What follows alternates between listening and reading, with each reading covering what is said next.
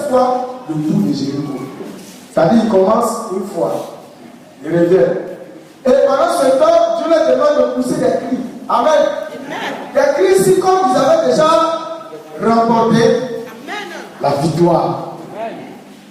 Sans épée, sans fusil, ils ont fait le tour. À chaque fois qu'ils faisaient le tour, les murs commençaient à tomber. À chaque fois qu'ils poussaient les cris, les murs tombaient. Si ce n'est pas notre temps aujourd'hui, on allait dire les briques étaient en train de se détacher. Au 7e tour, Dieu dit crier. Quand ils ont crié ce cri de victoire, la Bible nous rapporte que les murailles de Jéricho se sont déroulées. C'est là que Dieu dit maintenant, prenez vos épées, entrez dans la ville. Sans épée, les murailles sont tombées. Ce soir, je vais te demander de courir dans toute la salle. Il ne faut pas blesser quelqu'un. Amen. De pousser un cri de joie et de victoire pour dire au diable et au démon, si un homme les a vaincus et que toi, tu connais ce don, je regarde au chef, c'est que toi aussi tu les as vaincus. C'est que toi aussi tu es victorieux. Comme la maladie, les problèmes, les blocages, tout ce qui vient du diable, tout ce qui n'est pas de Dieu va profiter, va se brûler ce soir. Ton collier va tomber ce soir. Les lunettes de Jéricho vont tomber ce soir.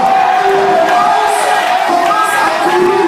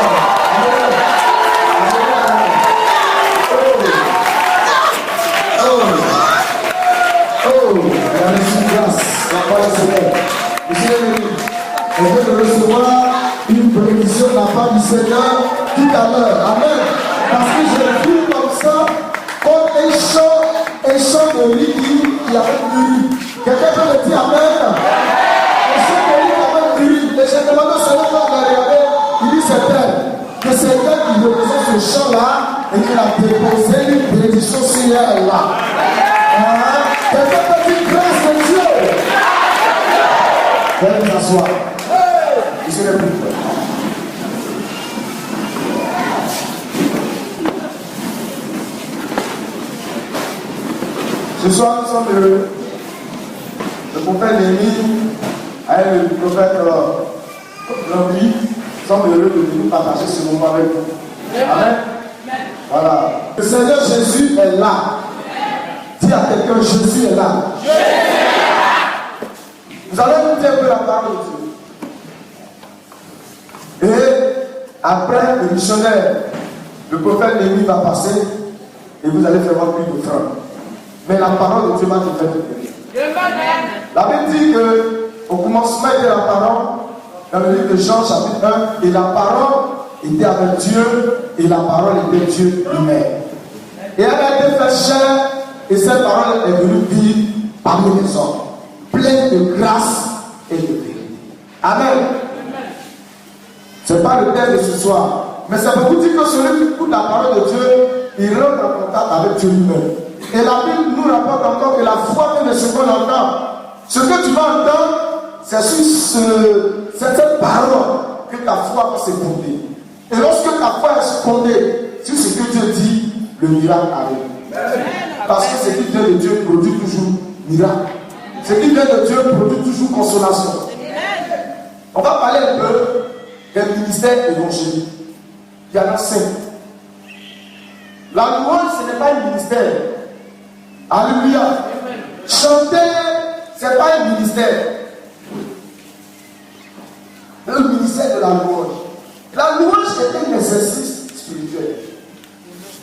C'est un exercice. Quand tu es en train de louer Dieu, avec des instruments ou sans instruments, c'est comme tu glorifies le Seigneur. Ce n'est pas un ministère. Parce que tout le monde chante. Il y a des païens qui chantent. Dieu, il y a des DJ là, il y a monté là, il chante. Dieu, il y a des gens qui chantent. Saint-Esprit, donc c'est un ministère. Est-ce qu'on peut me répondre? Il y en a qui chantent là. Ils ne sont pas chrétiens. Mais quand ils chantent, ils disent le nom de Jésus. Ils disent le nom du Saint-Esprit. Ils disent même Dieu le Père. C'est un ministère accompli.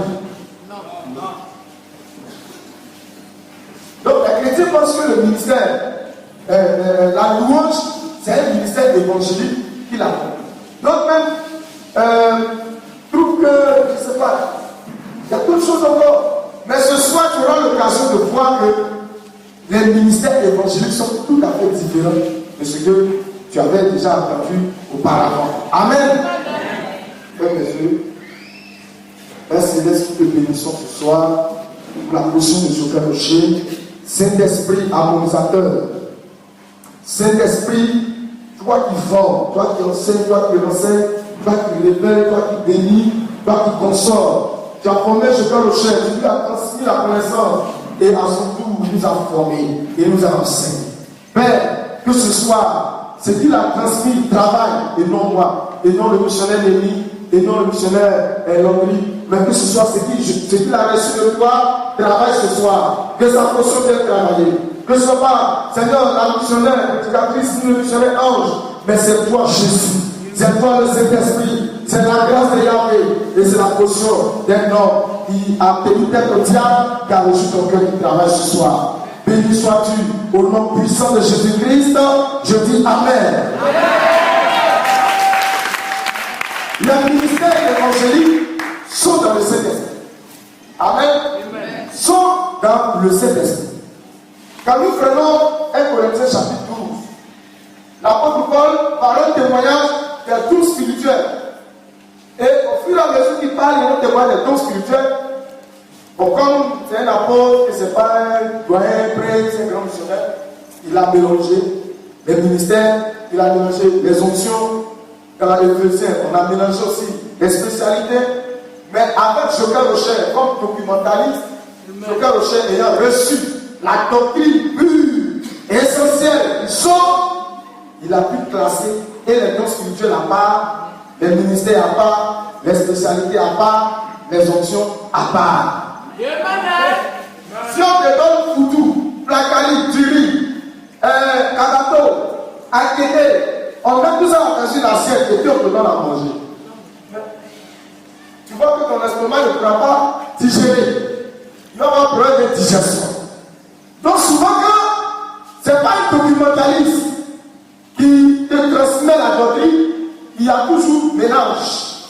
C'est pourquoi Jésus a dit à ses disciples, gardez-vous du levain des pharisiens. Parce que c'est un levain, c'est une doctrine qui n'est pas pure. Le pharisien vient dire à l'enfant de Dieu, oh tu sais, c'est pas bon de manger avec les mains sales, lave-toi les mains. Quand il s'est revenu chez lui là, il n'a pas ses mains qui mangent. Donc quand tu viens de se faire, moi je suis le sacrificateur. Donc il va transmettre quelque chose qui n'est pas vrai. Est-ce que forcément se laver les mains de manger?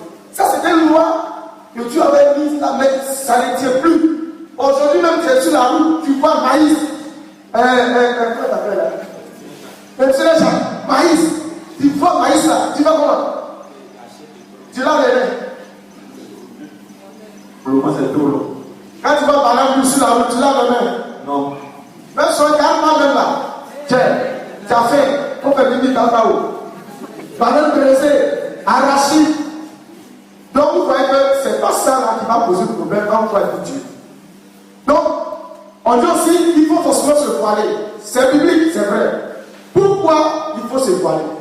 Les prostituées se voilaient un premier temps pour se différencier des autres. Moïse aussi, quand Seigneur est allé sur la montagne de Sinaï, et quand il est descendu de la montagne, ça c'est la première raison, son visage brillait comme le soleil. Donc on ne pouvait plus regarder le visage de Dieu. C'est là que Dieu lui a dit, bon, mets voix sur ton visage.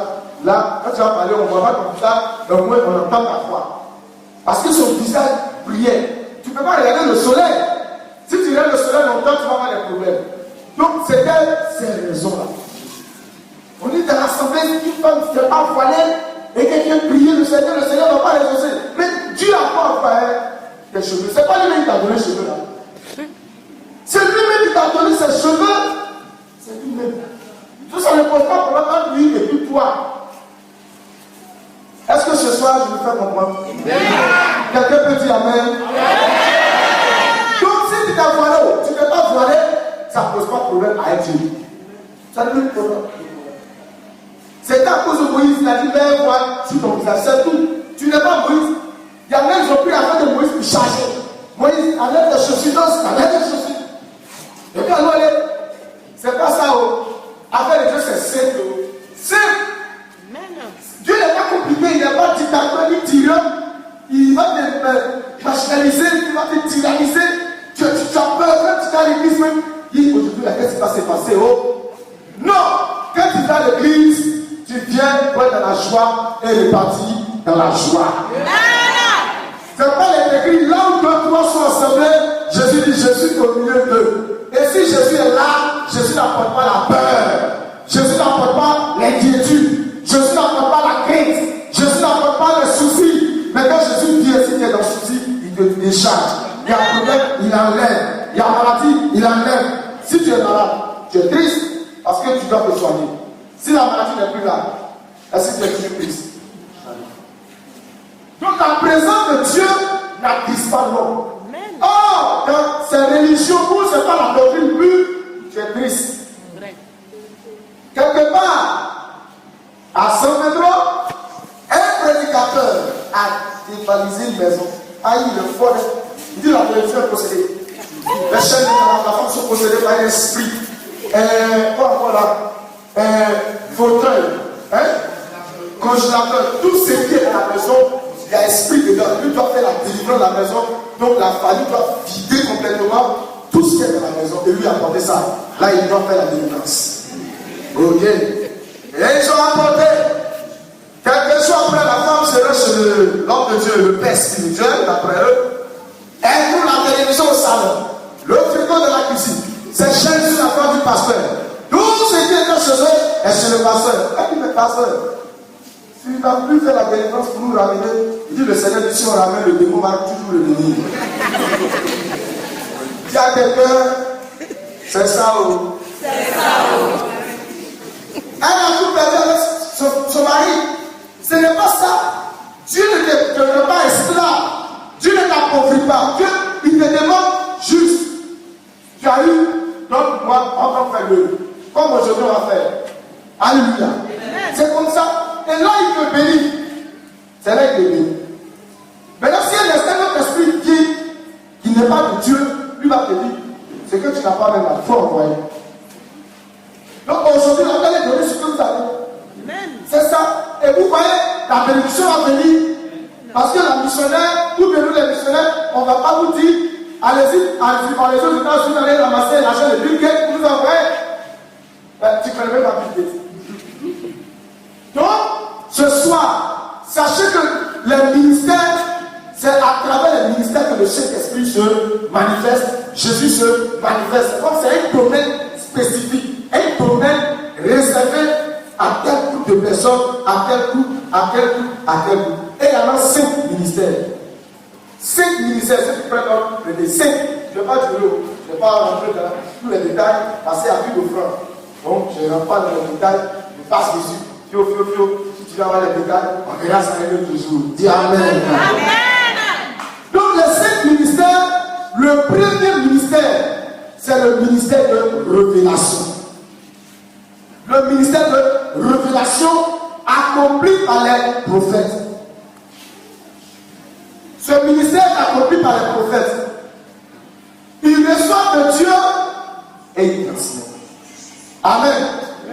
Tout à l'heure, le missionnaire, il va travailler en révélation. Il va transmettre Seigneur. C'est un ministère. Il y a un don aussi qui s'appelle le don de révélation. Et le ministère de révélation. Le don de révélation, c'est le don qui te permet de recevoir de Dieu. Ça te permet de recevoir des visions, des songes, des paroles inspirées de la part du Seigneur. Le ministère de révélation, c'est un grand ministère. Parce que c'est à travers ce ministère, le prophète Esaïe a vu 800 ans plus tard que Jésus allait naître. Vous voyez comment ce ministère est grand. À travers le Saint-Esprit. À travers ce ministère de révélation, Esaïe voit, et avec précision, il dit: un enfant nous est né. Et la domination reposera sur le corps. Domination, ça veut dire le triomphe. Un enfant nous est né. Un fils nous est donné. Il donne les détails. Vous voyez le ministère des révélations. Donc je respecte le prophète. Avec précision. Il n'a pas dit le père. Mais là, est-ce que c'est une fille que c'est un garçon? Il dit non, c'est un fils. Et la domination reposera sur son épaule. Il sera triomphateur.